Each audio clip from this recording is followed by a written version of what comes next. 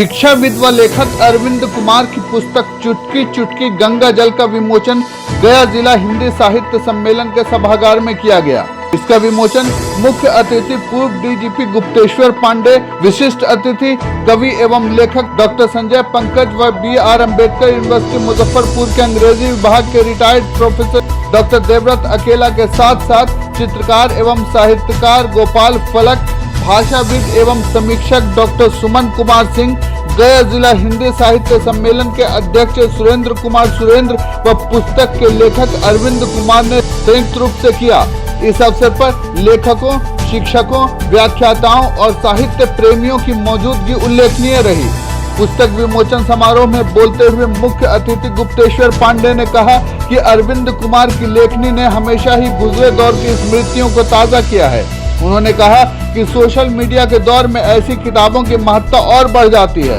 पूर्व डीजीपी ने कहा कि इस पुस्तक में सरल व स्थानीय भाषा को विशेष जगह दी गई है जो प्रशंसनीय है। उन्होंने बच्चों और युवाओं को सोशल मीडिया और स्मार्टफोन से दूर रहने और ज्यादा से ज्यादा किताबों का अध्ययन करने की अपील की। ये तो शांति की धरती है, हिंसा की धरती है, ऐतिहासिक धरती है, पौराणिक धरती है और धर्मों की धरती है। ये यहाँ पर तो विष्णु के चरण चिन्ह भी हैं और गया की कहानी तो आप जानते ही हैं। बुद्ध भगवान को भी यहाँ निर्वाण की प्राप्ति हुई थी।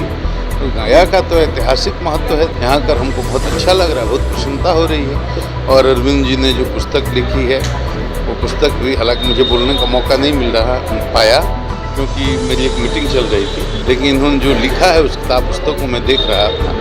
तो बहुत अच्छी किताब लिखी है। उन्होंने योग पर लिखा है, इन्होंने अनहद नाद पर लिखा है। वही 2 आर्टिकल मैं देख पाया था। गया आकर मुझे बहुत प्रसन्नता हुई और दशहरा के अवसर पर मैं सबसे ये अपील करूँगा कि आपसी सद्भाव, प्रेम, मोहब्बत और भाईचारा टूटना नहीं चाहिए। सब लोग आपस में प्रेम से रहें, सद्भाव से रहें, एकता बनाकर रखें और ये नशाखोरी जो समाज में बढ़ती जा रही है उसके खिलाफ जन जागृति फैलाएं। देखिए, आपने जो कहा कि बच्चों का सोशल मीडिया के प्रति रुझान बढ़ रहा है, तो एकदम सीधी सी बात है कि जिस बच्चे को जीवन में कुछ ऊंचाई हासिल करनी है, कोई डॉक्टर बनना चाहता है, इंजीनियर बनना चाहता है, IAS बनना चाहता है, IPS बनना चाहता है, बिजनेस टाइकून बनना चाहता है, कोई मैनेजमेंट एक्सपर्ट बनना चाहता है, अब तरह तरह की पढ़ाई है। कहीं भी जो शीर्ष पर जाना चाहता है उसको अपने मन पर नियंत्रण करने की आदत डालनी होगी। और मन पर नियंत्रण करने का एक टूल जो है ईश्वर ने हमारे अंदर ही फिट करके दिया है, जिसका नाम है इंटेलेक्ट, माने बुद्धि, विवेक। तो मन का काम है इंद्रियों को गवर्न करना, इंद्रियों को कंट्रोल करना, और इंटेलेक्ट माने बुद्धि का काम है मन को गवर्न करना। तो ये बच्चों को मन और बुद्धि में फर्क समझना होगा। मन हमेशा नीचे की तरफ आदमी को लेकर जाता है। इस मन पर नियंत्रण नहीं रखिएगा तो फिर आप उलझते जाइएगा, गिरते जाइएगा, लक्ष्य भटकते जाइएगा। सोशल मीडिया एक ऐसा भंडार है स्मार्टफोन के आने से, इंटरनेट के आने से, कि उसमें भटकाव के उसके लाभ हैं, उसकी हम चर्चा नहीं करेंगे, लेकिन उसके खतरे भी ऐसे हैं कि बच्चों का दिमाग कोमल होता है, जीवन के अनुभव नहीं होते हैं, और वैसी स्थिति में उनके हाथ में स्मार्टफोन है, सोशल मीडिया है। तो सोशल मीडिया पर एक तो समय की बहुत ज़्यादा बर्बादी होती है। तो सोशल मीडिया से उनको बचना चाहिए और क्या देखना चाहिए, क्या नहीं देखना चाहिए, इसका उनके पास विवेक होना चाहिए। ये नहीं कि जो मन को अच्छा लगे वो हम देखें। पुस्तकों से दूर होते तो वो जैसे जैसे सोशल मीडिया में उलझते जाएंगे और मन के प्रवाह में बहते जाएंगे तो उनकी पुस्तकों से दूरी भी बढ़ती जाएगी, उनका मन भी चंचल होता जाएगा, चित्त भी विक्षिप्त होता जाएगा, उनका कंसंट्रेशन भी टूटता जाएगा, और कंसंट्रेशन टूटेगा तो सीधा उसका प्रभाव उनके लक्ष्य की प्राप्ति पर पड़ेगा। तो सोशल मीडिया से तो पक्का छात्रों को दूर रहना ही चाहिए।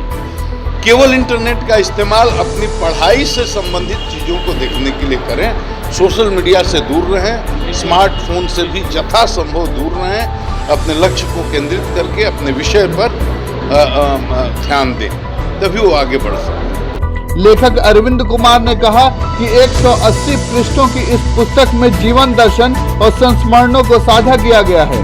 यह एक ऐसी पुस्तक है जो विभिन्न विषयों का एक कोलाज है। उन्होंने कहा कि छोटे छोटे अध्यायों में बटी इस पुस्तक को ज्ञान चक्षु और विरस्ती यादें नाम से 2 हिस्सों में प्रस्तुत किया गया है।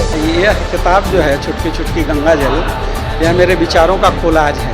इसमें मेरे जीवन दर्शन, मेरी संवेदनाएं, मेरे बचपन के संस्मरण, ये सब शामिल हैं। जो मैंने समाज में देखा, जो महसूस किया, जिसके विभिन्न आयाम और पहलुओं से लोग अपरिचित होते हैं, उनको मैंने चिन्हित करने की कोशिश की है इस चुटकी चुटकी गंगा जल में।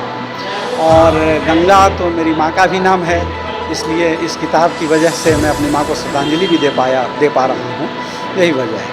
अभी पिछले वर्ष जो मैंने किताब लिखी राइट डाउन इन लॉकडाउन, वह पूरी तरह से कोरोना काल के अंतर्गत जो भी घटनाएं घटी जिनका वास्ता कोरोना से समाज में, प्रशासन में, लोगों में, सड़कों पर जो कुछ भी मैंने देखा, सुना, महसूस किया इंसान होने के नाते, तो उसको मैंने उल्लेखित किया है। लेकिन ये किताब कोरोना काल से पहले की इसमें कई बातें हैं। इसमें आप देखेंगे कि जो मजहबी वैमनस्यता है, एक चैप्टर मैंने लिखा है इसमें, देश पास हो गया, जिसमें हम कहीं फ़र्क नहीं करते हिंदू में, मुसलमान में, सिख में, ईसाई में, लेकिन कुछ लोग ऐसे होते हैं जो इसको वितंडा बनाते हैं। कई ऐसे चैप्टर हैं मैंने लिखा है, कैंसर में अच्छा क्या है। आप जब इसको पढ़ेंगे तो पता चलेगा कि कैंसर में भी कुछ अच्छा होता है क्या। और कई ऐसी सामाजिक बातें हैं जो अब हम छोड़ दे रहे हैं, भूल गए हैं। टोकना का मैं उल्लेख करूँगा कि अब हमने टोकना छोड़ दिया है। बड़े बूढ़े पहले गली मोहल्लों में बच्चों को टोकते थे तो बच्चे संभले रहते थे, अब हमने टोकना छोड़ दिया, हमारी प्राथमिकताएं बदल गई। तो बहुत सारी चीज़ें हैं इस किताब में, पढ़ने के बाद ही इसकी गहराइयों में आप डूब सकेंगे। ये पुस्तकें ऑनलाइन भी उपलब्ध होंगी अमेज़न पर आने वाले दिनों में, और फिर उनका सॉफ्ट कॉपी भी उनके व्हाट्सएप पर उपलब्ध हो सकेगा, उनके मेल एड्रेस पर ये कॉपी उपलब्ध हो सकेगी। इससे पहले अतिथियों का स्वागत स्मृति चिन्ह, अण्वस्त्र व श्रीफल देकर किया गया। मंच का संचालन सुमंत ने किया, स्वागत भाषण अरुण हरलीवाल ने दिया, स्वस्ति वाचन दीपक कुमार ने पेश किया। कार्यक्रम की अध्यक्षता सुरेंद्र कुमार सुरेंद्र ने की। हो रही है, कई ऐसी परंपराएं जो छूट रही है, कई ऐसी आदतें जिन्हें हमने छोड़ दिया है। जैसे मैं सभी एक शीर्षक का चित्र करना चाहूँगा, इसमें एक है शीर्षक है टोकना। टोकना हम लोगों ने छोड़ दिया है। खासकर पहले देखते थे छोटे बच्चों को गाँव में कोई भी टोक दिया करते थे। ऐसी छोटी छोटी चीजों पर किसी ने अपनी रचना में पकड़ा है। तो इन्होंने अपनी बात में उस पक्ष को बहुत ही सुंदर तरीके से रखा है। चुटकी यानी अल्प, और गंगा जल जो हमारी भारत की संस्कृति, पवित्रता और विस्तार का द्योतक है। तो अल्प में विस्तार। भारत सरकार की या बिहार सरकार की विभिन्न योजनाएं चल रही हैं, उनकी भी खूबियों खामियों को हमारे सामने लाया है। ये सचमुच एक सभा हुआ साहित्यकार ही कर सकता है। ग्रामी संस्कृत कई किताबों के रचयिता, हमारे बहुत बड़े चित्रकार, कलाकार और बहुत ही बहुत विनम्र व्यक्ति, इनके अंदर गुण भरा हुआ है, विद्या विकासी और हमेशा जो है साहित्य कल्पना में लगे रहने वाले। जरूरी नहीं है इन्होंने चुटकी चुटकी गंगा जल शीर्षक क्यों रखा। भाई अरविंद जी ने बहुत ही सरलता के साथ उसको स्पष्ट करने का प्रयास किया है। जो एक प्रेरणा थी जो पूरा किया, ऐसे हिंदी साहित्य आंदोलन का विकास हो रहा है, इससे जो कभी लोगों का अर्थ हो रहा है, ये इसका जो दूसरी कड़ी है। तो ये सार्थक प्रयास और सार्थक और निर्माण हुआ है, जिससे बहुत खुशी होती है। और मैं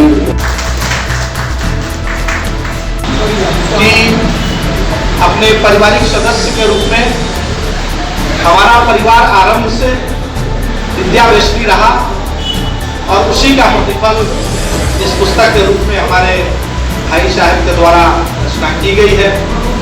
और मैं अपने परिवार के सभी सदस्यों की तरफ से और साथ ही साथ अपने सभी इष्ट मित्रों और अपने नगरवासियों की तरफ से अपने बड़े भ्राता की स्वस्थ और उनके उज्ज्वल भविष्य की कामना करता हूँ कि इसी तरह से भविष्य में उनके उनके जो मनोभाव उभर कर आते रहेंगे और पुस्तकों के रूप में वो रचना साकार होती रहेगी।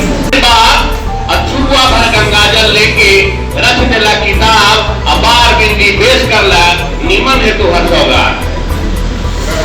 हर एक दिन हर काल में गंगा तोहर मान सामाजिक सांस्कृतिक और धार्मिक ज्ञान चक्षु विस्मरण याद बड़ी मनी बात बाहर बिंदी पेश कर ला निमन है तो सौगात। अछुआ भर गंगा जल के नामे रच दिला इतिहास रच दिला इतिहास रच दिला इतिहास।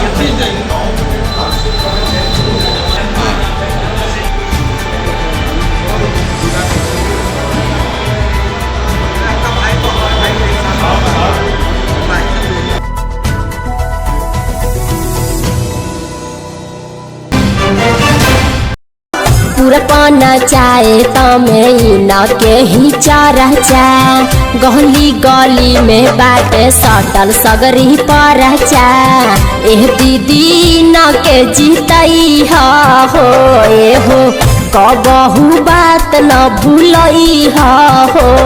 जी हाँ भैया, इनका चुनाव चिन्ह बैगन छाप है और क्रम संख्या 6 है। तो भैया दीदी चाचा चाची से यही उम्मीद बा कि अब की बटन 6वें नंबर पर दबी।